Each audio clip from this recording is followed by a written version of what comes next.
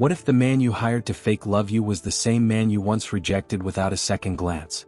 Michelle had it all in college: beauty, ambition, and a line of admirers she never took seriously. But 8 years later she's alone, overlooked, and desperate not to show up to her ex-friend's lavish wedding as a failure. In a moment of panic, she offers $10 to a stranger in a café to play her millionaire boyfriend. She doesn't recognize him, but he remembers everything. Welcome to our channel. Before we dive in, don't forget to hit that subscribe button and drop a comment below, telling us where you're watching from. We'd love to hear your thoughts and keep the conversation going. Also, share this video to your friends and loved ones and turn on post notifications so you don't miss future videos from us. Sit back and relax as we dive into the story. Michelle strutted across the university courtyard like she owned the air itself. Her heels clacked confidently against the tiled pathway and her curls bounced with every step. Heads turned, conversations paused. Even the most focused students found themselves stealing glances. Dressed in a crisp white blouse tucked into a high-waisted skirt, she radiated poise. She knew it and she loved it. It wasn't just about looks, though she had plenty. Michelle had charisma, that magnetic pull that made people orbit around her. Professors remembered her name. Student leaders sought her approval. Men, while they lined up like contestants on a reality show, each trying their luck to win her attention. In her second year alone, she had rejected no fewer than a dozen suitors. Some came with flowers, others with long poetic texts or handwritten letters. A few were bold enough to confess in public, only to be turned down with a polite smile and a firm shake of the head. "You're sweet," she'd say, her voice syrupy but sharp. "But I'm not looking for distractions right now." That was the line. And it worked. It gave her the upper hand, allowed her to maintain her queenly image without coming across as cruel. To her, they were all distractions, potholes on the road to success. Michelle believed in ambition, in timing, and in only accepting love when it came wrapped in gold paper with a bow. Until then, she had no intention of settling for anyone. Among those many who had tried, there was one boy, tall, a little lanky, always in plain t-shirts and jeans. He had no loud swagger, no flashy watches, just a sincere face and awkward eyes that never quite knew where to rest. His name was Jordan, or maybe Julian. She honestly couldn't remember. He'd approached her once, holding a book she had dropped outside the library. "You left this," he said quietly. "Oh, thanks," she replied, taking it and beginning to walk away. "I've seen you around," he continued, nervously pushing up his glasses. I think you're really interesting. Maybe we could grab coffee sometime." She didn't even stop walking. "That's sweet," she called over her shoulder. "But I'm focused on my future right now." He didn't try again. Most didn't. Michelle's closest friend, Emma, watched all of this from the sidelines. Where Michelle had magnetism, Emma had invisibility. She was the quiet one, the girl who sat in class taking notes while others talked over her. She was average. Average looks, average voice, average confidence. She didn't turn heads. And in the world they lived in, that meant she often felt like a background character in Michelle's radiant story. "I just want to know what it feels like," Emma confessed one night, curled up on their dorm couch, staring at the ceiling, "to have someone beg me to be their girlfriend. Just once." Michelle laughed gently and tossed a piece of popcorn in the air before catching it in her mouth. "Trust me, it gets old fast. You'll be glad no one's wasting your time." Emma didn't answer. Her silence lingered. Michelle didn't mean it cruelly. In her mind, she was saving Emma from the unnecessary drama of romance. They were young. Men would come later when they were older, richer, and more refined. For now, Michelle had dreams. She wanted a career, a lifestyle, a name that echoed beyond the walls of the university. She'd let the boys pine after her and she'd walk away, head held high, convinced she was winning.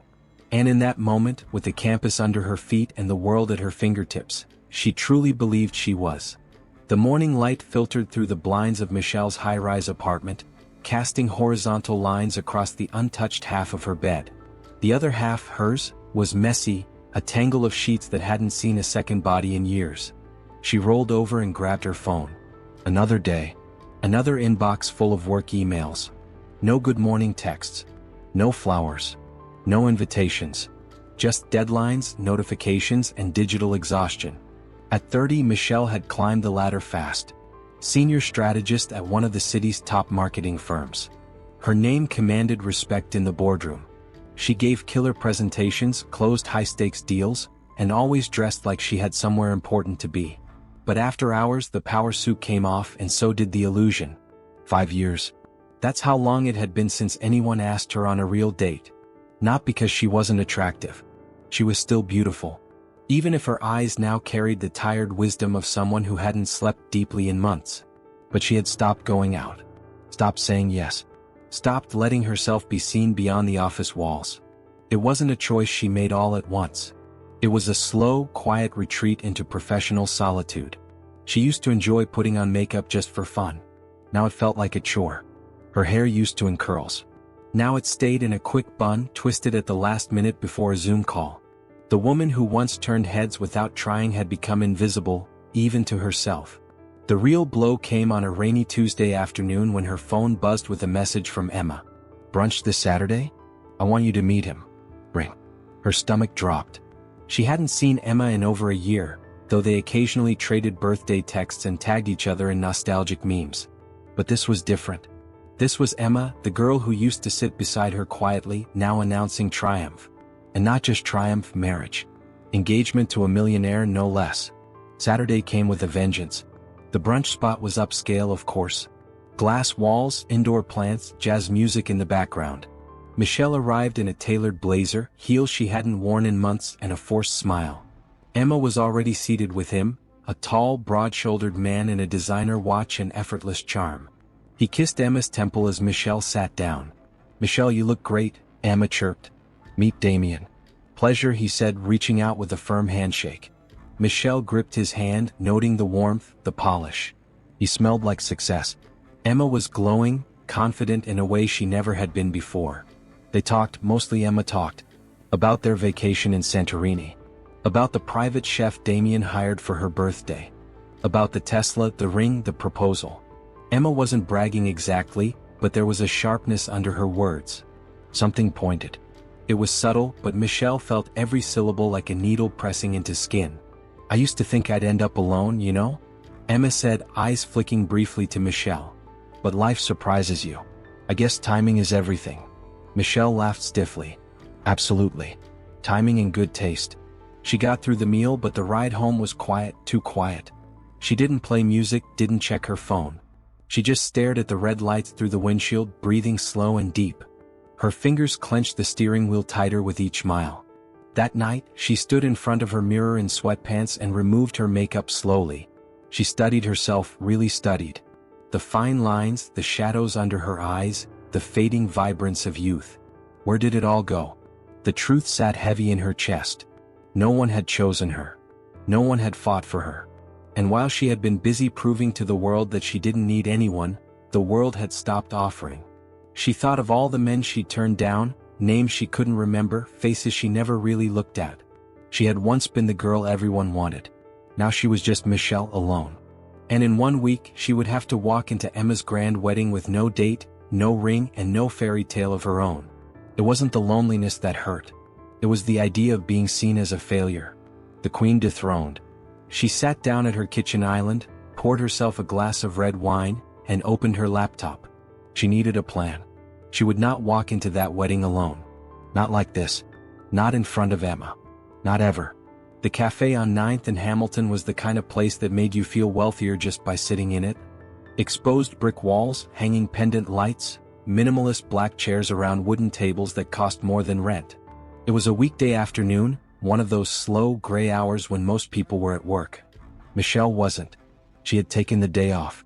Technically, it was a mental health day. But the truth was she couldn't face the office. Not after last night's spiral. Not with Emma's wedding only a week away, and her reality crashing down like a chandelier with a missing screw. She stirred her coffee slowly, even though it was already warm. Her eyes scanned the room idly, landing on couples, laptops, books, people who seemed completely unaware of the war going on inside her. How do you fake a life in a week? Her leg bounced beneath the table, knee tapping nervously.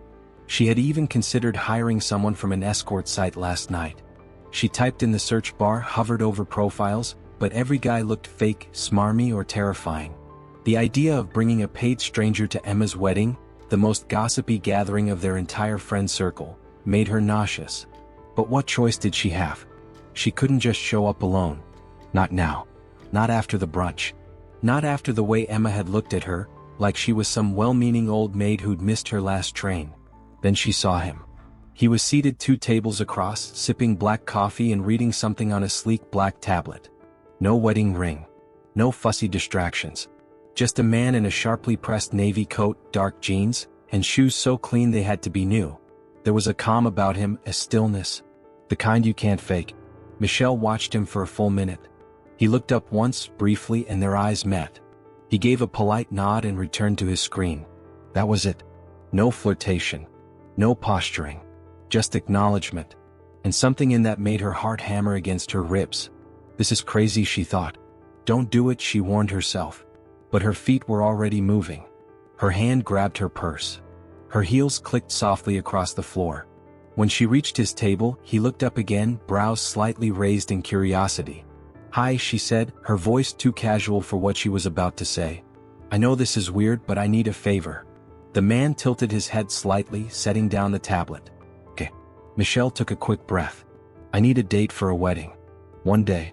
You don't actually have to do anything romantic. Just pretend to be my boyfriend. A rich one. He blinked. Excuse me? I'll pay you, she blurted. $10. It's mostly symbolic. Just for the act. I'm not hiring you for that, I promise. The man stared at her for a second, then chuckled rich, genuine laughter that made his shoulders rise slightly. $10 to pretend I'm your millionaire boyfriend. She nodded quickly. Yes, I know how that sounds. It sounds hilarious. I'm sure it does, she replied, trying to ignore the warmth rising in her cheeks. But I'm not joking. It's a one-time thing. You show up, say a few charming things, act like we're in love, and we walk out. I don't even care what you do for a living. I just need you to look the part. He leaned back in his seat, studying her now. Not in the sleazy way men sometimes do, but with interest, like she was a puzzle piece that didn't belong on this particular table. Okay, he said slowly. Let me get this straight. You want me to pretend to be your extremely wealthy boyfriend at a wedding for $10 because what your ex is going to be there? She hesitated, then said something like that. He murmured, tapping his fingers once on the side of his cup. Tell you what, I'll do it. No payment needed. She blinked. Wait, really? Sure, he said, smiling. Sounds like it'll be the most interesting wedding I've ever been to. Plus, I like a good story. Relief washed over her so quickly, it almost knocked her back. I thank you. Seriously. I can't tell you how much I appreciate it. He extended a hand. Let's get one thing straight before we start. If I'm going to play your fake millionaire boyfriend, I should at least know your name. She laughed nervously, reaching out to shake his hand. Michelle. He smiled faintly. Nice to meet you, Michelle. I'm Daniel. Daniel. It was the kind of name you could trust. Strong, simple. She sat down at his table, heart racing, already trying to plan how she'd explain the relationship to Emma, what story they'd tell. But Daniel just kept smiling at her like this was all some elaborate improv performance, and he was already 10 steps ahead. What she didn't know, what she couldn't have guessed in a million years, was that Daniel wasn't just playing a character. He was the real thing. A millionaire. So. And worse, he knew exactly who Michelle was. She had rejected him once, long ago, without even remembering his name. But now she was asking him. And for $10. The morning of Emma's wedding dawned with bright, merciless sunlight, like the universe was in on the spectacle and wanted every flaw to show. Michelle stood in front of her bedroom mirror, clutching a hair curler in one hand and a half-drunk glass of orange juice in the other. Her apartment was in a state of controlled chaos. Makeup sprawled across the bathroom counter, unopened shoe boxes on the bed, and 4 rejected dresses hanging on the closet door like soldiers who didn't make the cut. Her phone buzzed. A text from Daniel. Parking now. You ready for this? She took a breath and typed quickly. As I'll ever be. 15 minutes later, she opened her apartment door and froze. Daniel stood there in a tailored charcoal suit, no tie, crisp white shirt open just enough to show confidence but not cockiness. His shoes gleamed. His watch, silver, understated, clearly expensive, peeped from beneath his cuff. He looked like a man used to being photographed, and he smelled incredible. Michelle blinked. Wow, you clean up well. He gave her a playful grin. You sound surprised. I mean, yeah, she said, stepping aside to let him in. I just didn't expect all this. You wanted a millionaire boyfriend, he said, smoothing his jacket. I thought I'd at least look the part. She laughed nervously. Right. Of course. They drove in her car. Daniel offered his, but she insisted. And the whole way there, she tried rehearsing the backstory she'd prepared. How they met at a charity event, bonded over their shared love for jazz and Italian wine, fell for each other during a weekend in Napa. It was ridiculous but romantic enough to sound real. I feel like we should run through our story again, Michelle said as they neared the venue. Daniel glanced at her. Relax, just follow my lead. The venue was a luxurious garden estate, all white marble columns, trimmed hedges, and an archway dripping with white roses. Perfect, intimidatingly perfect. As soon as they stepped out of the car and onto the walkway, all eyes turned. Michelle could feel it. The stairs, the whispers, her heels tapped in sync with Daniel's polished steps.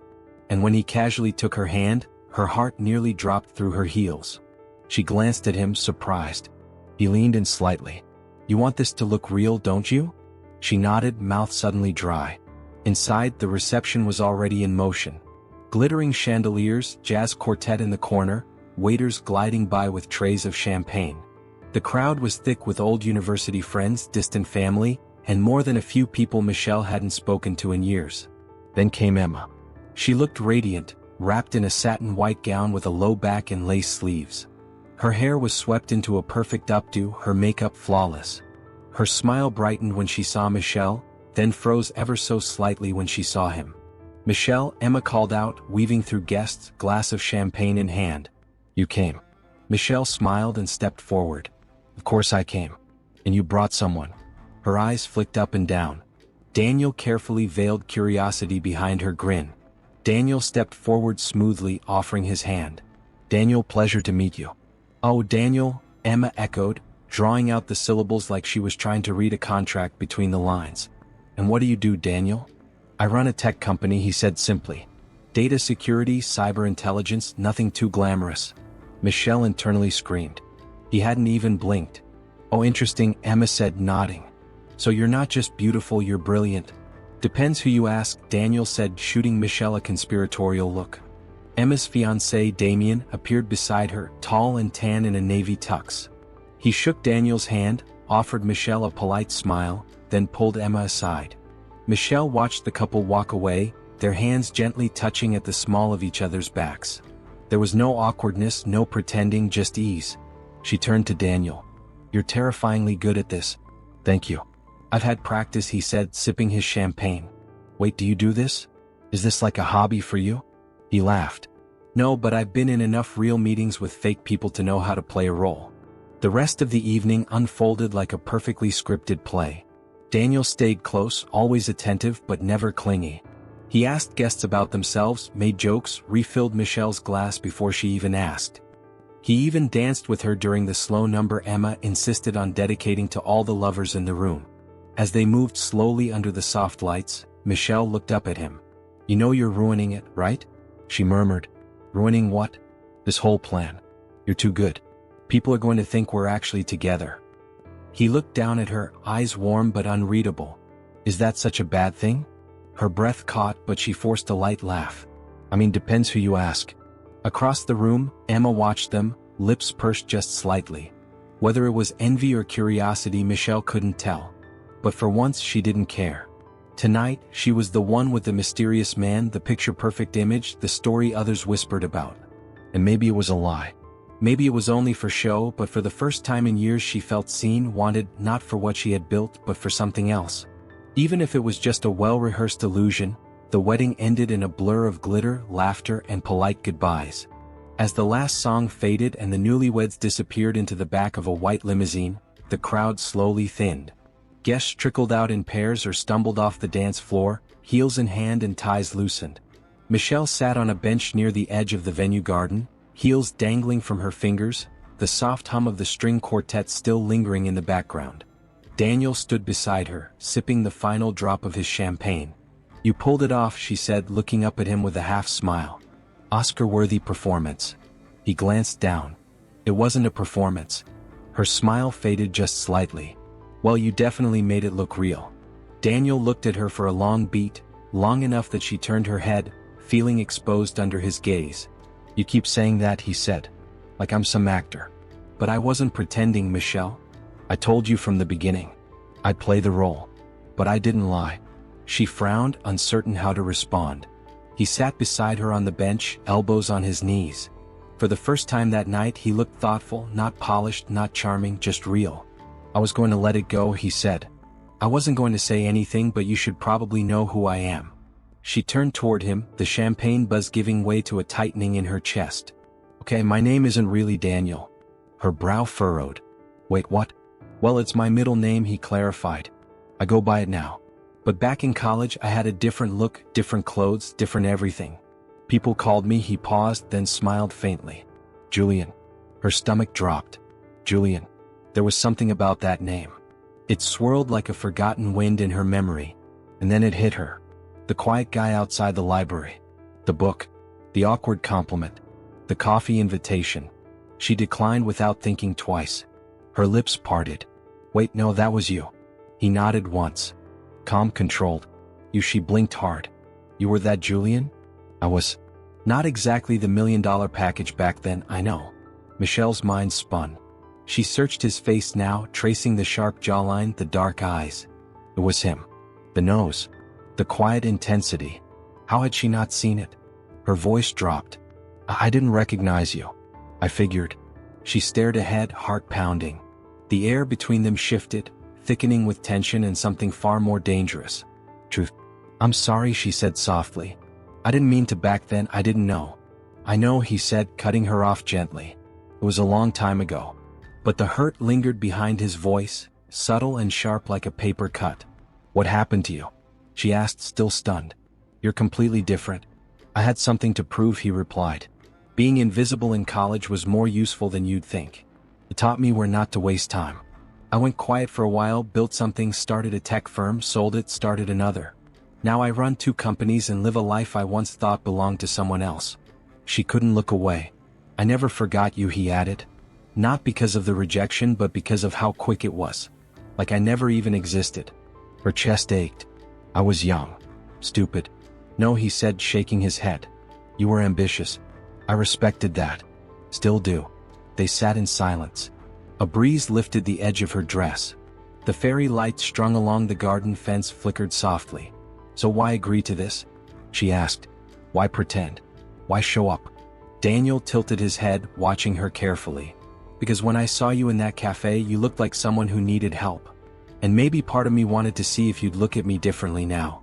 She blinked, throat tightening. And did I? Eventually. He stood up then, holding out a hand. Come on. I'll walk you to the car. She hesitated, then took it. As they walked through the now empty venue, his fingers curled naturally around hers. No cameras. No guests. No show. Just 2 people walking through the aftermath of a day neither would ever forget. At the car, he opened the door for her. Thank you, Daniel, she said as she slid into the driver's seat. Julian, he corrected with a small smile. At least for tonight. She smiled back. Good night, Julian. And with that, he closed the door and walked away slowly, leaving Michelle sitting behind the wheel. Speechless, breathless, and for the first time in years, uncertain. The days after the wedding moved in strange, slow waves. Michelle found herself staring at her phone more than usual, replaying conversations, re-examining glances, overthinking everything from the way Julian had held her hand to the way he said goodbye. As if it wasn't goodbye at all, but the start of something neither of them knew how to define yet. It wasn't just that he had shocked her. It was how he'd done it, with grace, control, and a kind of quiet confidence she hadn't recognized in him before. The same man she once dismissed as forgettable had somehow become unforgettable. On Tuesday he texted, "Got any more weddings that need rescuing?" She smiled despite herself and typed back, "Just awkward team-building events. Slightly less glamorous. I clean up well for those 2. Just say the word." They met for coffee that weekend. No games this time. No suits or staged affection. Just jeans, light jackets, and awkward laughter over lattes that burned the tongue if you weren't careful. The conversation flowed easily, as if the wedding had broken something open between them. They talked about work, her campaigns, his cybersecurity team. She teased him for being a tech overlord, and he teased her for still being unable to keep plants alive. They laughed. A lot. But under the humor was something unspoken, pulsing steadily beneath the surface. They both knew this wasn't a joke anymore. You know, Michelle said as they strolled down a quiet street afterward. I'm not used to this. To what? Julian asked, hands in his pockets. Letting people in. Letting someone see me when I'm not. Presenting. He nodded, thoughtful. That makes two of us. They paused at a bookstore window. Michelle stopped to admire the cover of a poetry collection she pretended not to want. Julian noticed. Want it? He asked. She shook her head. No, just looking. The next day, it appeared on her doorstep with a sticky note that read, You don't have to ask for things. Just take them. Jay. It was a simple gesture, but it cut through her like nothing else had in years. One night, after a dinner that turned into a long walk through his part of the city, she found herself inside his apartment for the first time. It was clean, minimal, but warm. Art she didn't recognize. Books stacked casually as though he actually read them. A dog-eared copy of Sapiens on his nightstand. The faint scent of cedarwood and something citrusy, distinctly him. She wandered to the kitchen, fingers trailing the marble countertop. I expected glass walls and a penthouse view, she teased. Julian shrugged. Had that once. Hated it. This feels more like home. She turned to him slowly. You're nothing like I imagined you'd be. Good or bad? Better, she said, and meant it. The conversation quieted. The space between them drew tighter, not with tension but with permission. Her walls were still up, but they were thinner now, worn down by moments of safety she hadn't realized she craved. He stepped closer. What are you scared of, Michelle? She hesitated. Being wrong. Choosing wrong. Trusting the wrong person again. And me? I don't know yet, she said honestly. But I'm trying. He nodded. That's enough. And then he kissed her. Not like the ones from the wedding dance floor. All for show and effect. This one was slow. Intentional. Like a door being opened, not kicked down. And she didn't resist. For once she didn't think, didn't calculate, didn't anticipate an end. She just let herself feel. When they pulled apart, neither of them spoke. They didn't need to. It wasn't fake anymore. The act was over. Whatever came next, messy, imperfect, beautiful, it would be real. The morning sunlight spilled across the room, golden and unapologetically bright. Michelle stood in front of her mirror. The same one from years ago, the one that had once reflected youth, ambition, and a dangerous amount of certainty. But this time, the reflection staring back at her wasn't rushing to be admired. She looked still. Not flawless. Not styled to perfection. But radiant in a new way. Grounded. Her silk robe draped over her shoulders, one hand resting gently on her stomach as if to steady herself. She had done the makeup herself. Light. Simple. Just enough. Her hair curled loosely around her shoulders, not in a staged, overworked way but natural. Like a woman who wasn't trying to impress the world. Just be present in it. The gown lay on the bed behind her.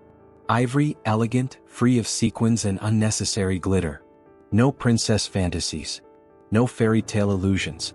Just a woman ready to step into a new chapter. Not because she was rescued but because she had chosen this. A knock came at the door. Come in, she said softly, expecting her mother or the stylist. But it was Emma. She stepped in quietly, her own bridesmaid dress fluttering behind her like a question mark. They hadn't spoken deeply since Emma's wedding a year ago. Only exchanged messages, the occasional coffee, short texts about life. But this moment felt full. You look beautiful, Emma said. Thank you, Michelle replied, their eyes meeting in the mirror. There was a silence between them. Not heavy, not cold. Just the weight of years. Shared history. Distance. Growth. I wanted to say something, Emma said, stepping forward. At my wedding, I wasn't very kind. I think part of me wanted to prove something. To you. Maybe to myself. Michelle turned fully toward her, giving her the moment. I know, she said softly. Emma's voice cracked. You were always the one everyone wanted. And when I got someone, I guess I needed you to see me for once. I didn't realize I was becoming the version of myself I used to resent.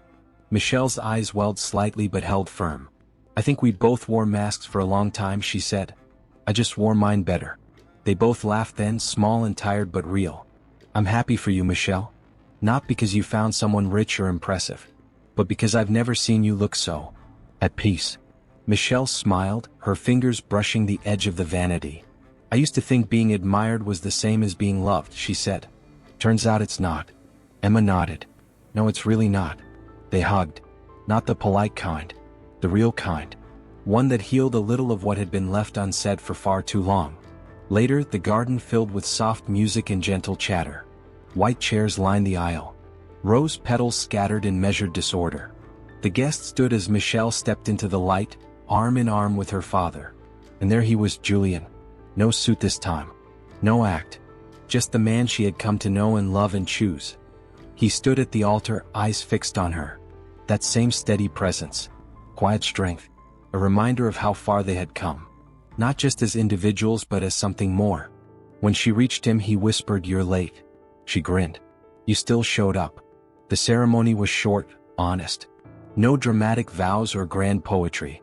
Just two people who had seen each other stripped of pretenses and still decided to stay. That night, long after the last toast had been made and the final dance had slowed, Michelle stood barefoot on the balcony of their small honeymoon suite, watching the moonlight ripple across a quiet lake. Julian came up behind her, arms wrapping gently around her waist. "You ever think," he murmured, "that $10 could buy you a life?" She laughed softly. "Best investment I ever made."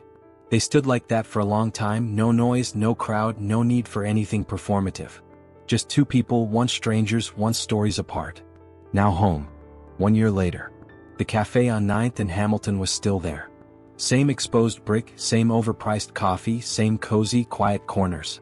But this time, the woman sitting by the window wasn't nursing desperation or spinning stories. Michelle leaned back in her chair, a cup of chai in one hand, her laptop open in front of her. Her phone buzzed on the table. 2 texts from clients, one from her assistant and one from Julian. "Meeting ran late. Be there in 10. Save me that almond croissant." She smiled. The chair across from her still held his jacket, tossed there absent-mindedly when he stopped by earlier to drop off her lunch. They'd made this cafe their Saturday ritual. Not because it was fancy but because this was where the lie had started and where everything true had followed. They were married now. Not the big wedding kind. No fireworks, no guest list of 300. Just them, a beach and 2 witnesses. Simplicity by design. Intimacy by choice. Michelle had taken a step back from her corporate job to launch her own branding consultancy, a risk she never would have taken before. But Julian believed in her more than she'd ever believed in herself. And somehow that made her brave. He still ran his companies, still disappeared into his thoughts when a problem needed solving. But he always came back. Every night. Every morning. And every time she doubted herself, he reminded her of who she was. Not the girl on a pedestal, but the woman who learned to stand on her own. The doorbell jingled and she looked up as Julian walked in smiling. "You got the last croissant," she said, sliding the plate toward him as he sat down. "Because you love me," he teased. "No," she said, sipping her tea. "Because I owed you $10. He laughed, leaned across the table and kissed her forehead. And for the first time in a long time, Michelle didn't feel like she had to prove anything to anyone. Because sometimes the best love stories don't start with perfection.